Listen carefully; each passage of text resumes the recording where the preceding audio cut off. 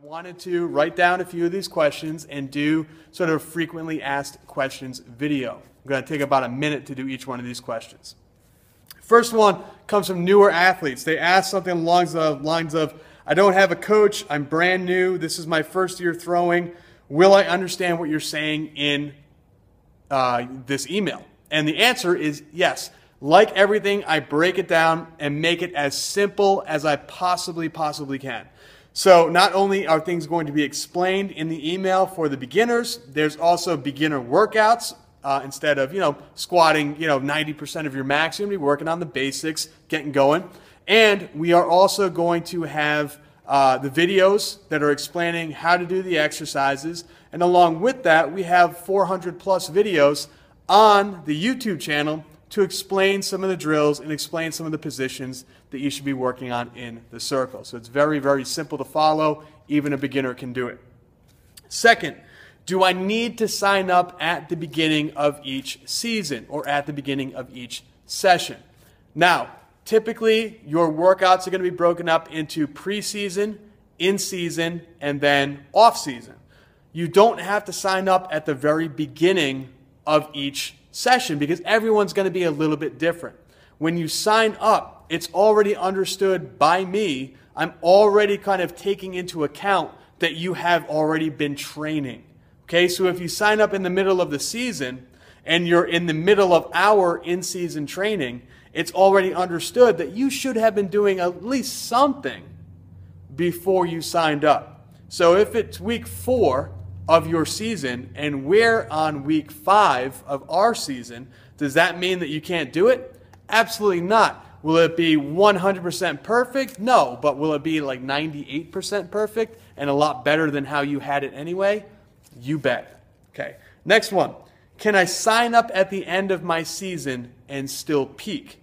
The answer to this is probably not. Peaking is something that needs to be scheduled for a long period of time. 3 months or 6 months. 6 months is usually the minimum to achieve a true peak. So if you want to sign up and it's 3 weeks until your championship meet and you're wondering how to peak, probably not going to work out too well for you. Again, if you want to do that and you want to get the idea of how to peak and it's the end of your season, is it going to work? Probably not. Is it better than doing nothing? Is it better than having no game plan, no idea? Well, yeah, it's better than doing that, but it's not perfect. We would like you to sign up right at the beginning of the season, but I know that's not only possible. If you sign up at the middle or at the end, you're still going to see a lot of benefit, but not as much benefit if you signed up at the beginning. Next, is the weight training scaled for beginners? The answer is absolutely. There are going to be 3 levels, like we said, beginner, intermediate, and advanced. Beginner, we take into account that you have never lifted a weight before. So you're going to start with a lot of body weight exercises. You're going to start with a lot of body weight training. You're going to be going through things and doing higher repetitions so that you learn the movement. Intermediates are going to be doing, a combination of body weight and basic barbell and dumbbell movements. The advanced are going to be working on percentages of their 1 rep max. So some things, like if you've never done a deadlift, if you've never done a clean or a clean and press, then guess what? You're a beginner. Now, you may have been squatting for 3 years, and you might be an advanced squatter, an intermediate bench presser, and a beginner deadlifter or a beginner clean. That's quite all right. You can do day by day according to your skill level. Finally, the question we get are from coaches, where coaches say, I'm a coach of a very big team. Can I sign up for your team training and take what you give me and apply it to my athletes? The answer, yes. We'd rather have all of the athletes sign up so that all of the athletes can take advantage of what's given to them, so all of the athletes can get the video to watch, so all of the athletes can have a printout of the workout, so all of the athletes know what they're doing that week at practice. We'd rather have that than have some things get lost in translation between a coach and their athletes. Now, is that always going to happen? No, definitely not. But if a coach wants to sign up, we're certainly not going to stop him.